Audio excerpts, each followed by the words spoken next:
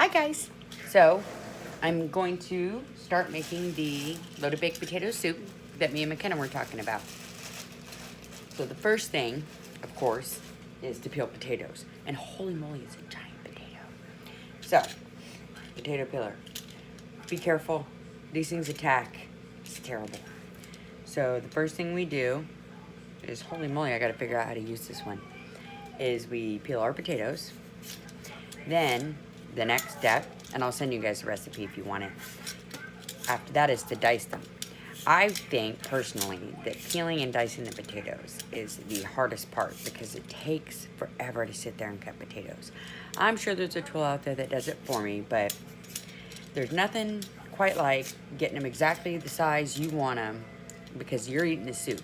And I think McKenna found last night at John's Incredible that the potatoes in there were huge. I think that then you get one bite and all you get is potato. And I like a little bit of all the goodness in every bite. So I cut mine quite a bit smaller than those. And when we get to the cutting part, I will be happy to show you. But for now, I don't think you guys want to watch me spend the next half hour peeling potatoes. But see, yeah, getting there. This is like the biggest potato ever. All right, we will move on to step 2 very soon. Love you. Okay, so now all our potatoes are peeled, and now, I know I walked away. And now see, peeled potatoes. Now we're gonna rinse them off because they're all potato peely. And my favorite thing in the kitchen has to be this part. Sprayers are the handiest thing ever, as long as you guys don't play with them, which I know you love to do. But if you use them for what they're meant for, they're extremely useful. So now, I've rinsed my potatoes. I know, I'm amazing, I did it one-handed. Let's see.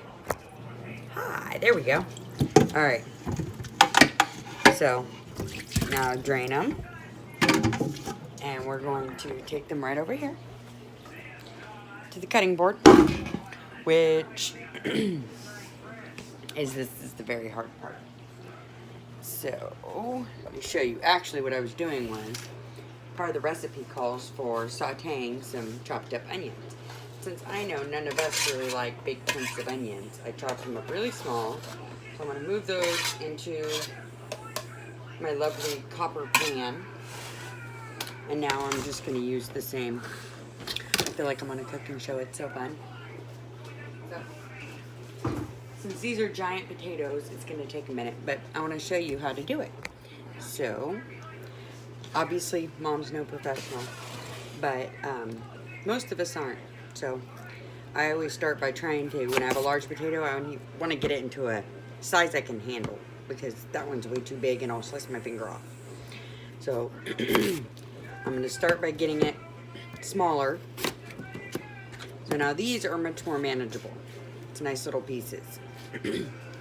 And then I kind of like to cut it into little chunks. And then I turn it the other way. And Mom doesn't chop fast, and you never really should right now. Let's start with small. So I like about this little size, because once they cook and stuff, that's a good size because you can get all the goodness that we're about to put in here in one bite. So now I'm chopping it up. So here's my little handful of potato cubes. And I'm going to do this about a gajillion more times. And I think I'm going to try and learn how to mix all these videos together into one so you guys can see it all as one video. And there's Aiden. Maybe he's going to come watch. Are you making me a YouTube video? I am. Oh, it's for you guys in Connor and Kenna. I'm on YouTube. All right. We're going to start again once I cut up all these potatoes. While we're still doing this, I'm going to start on the onions because we have to cook them down. See, there's our little onions. I don't use a lot, but they do taste really good if I cut them up really small and we don't have the texture. The recipe says you're supposed to cook bacon and use the grease from the bacon. But I do take a little bit of a shortcut and I get that pre-cooked crumbled real bacon. So what do? I still need the bacon grease to cook the onions in. So when I cook real bacon in the oven, I save the grease in this lovely clay little pot that's always sitting right here on the bread box, by the way. So I can take a little scoop of bacon grease out of there, and now I've got what I need to cook the onions for the soup. On to the next step.